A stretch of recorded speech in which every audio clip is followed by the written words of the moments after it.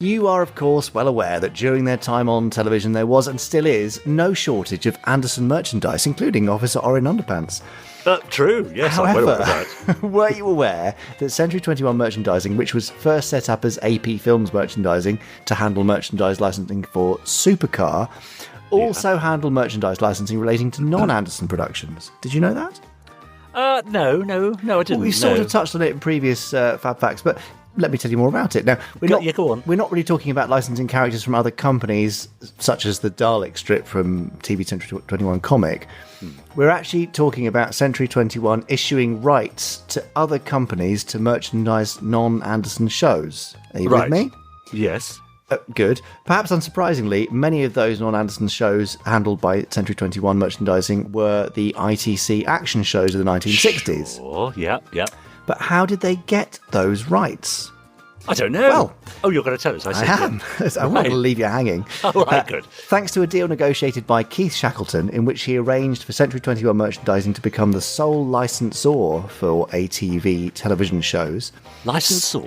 Yes. So they took the license and then gave it to licensees. It's what today would be called a master licensee, I suppose, and then they would issue licenses. But the sole issuer of licenses for ATV television shows. Century 21 Merchandising was able to issue merchandise licenses for shows like The Saint, Danger Man, Man in a Suitcase, and others to companies who felt like producing merch based on those shows. Yeah, I see. Now, one ITC series which Century 21 Merchandising themselves had big plans for was The Prisoner.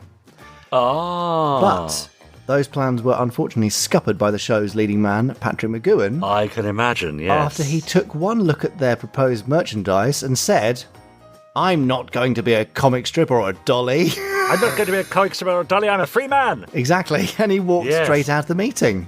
That's a shame, isn't it? Yeah, I can imagine, though, yeah. There were some other big names, big TV names of the 60s, handled by Century 21 Merchandising, which came from across the pond, thanks in part to Keith Shackleton's discovery that a broadcaster who had bought the rights to Supercar was also sub-licensing the merchandising rights, which was in breach of their contract. Naughty, naughty.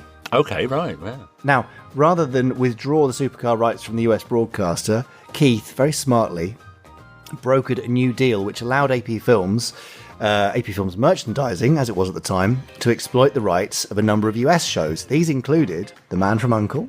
Oh, yeah. The Girl from U.N.C.L.E. Oh. Dr. Kildare. The Green Hornet. My Favourite Martian.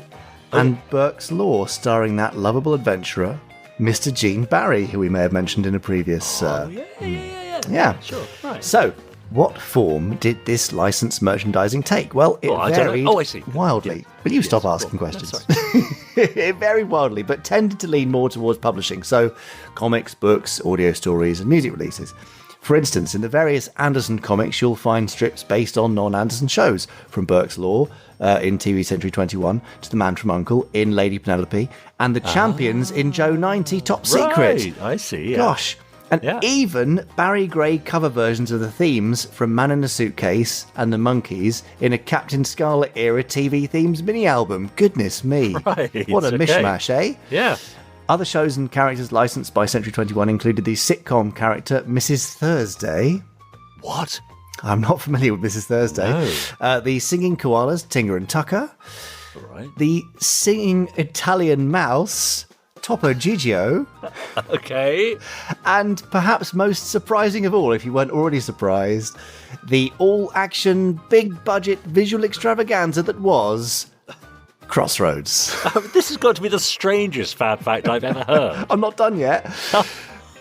Even more surprisingly, Century 21 Merchandising outlasted both the Century 21 production studio and Century 21 Publishing, and continued handling merchandise rights for ITC shows like The Persuaders, The Adventurer, Jason King, and The Protectors well into the 1970s. By the middle of that decade, the name was looking a bit outdated, so was changed to ATV Licensing to handle merchandise licenses for ATV like Space 1999, Return of the Saint, and The Muppet Show.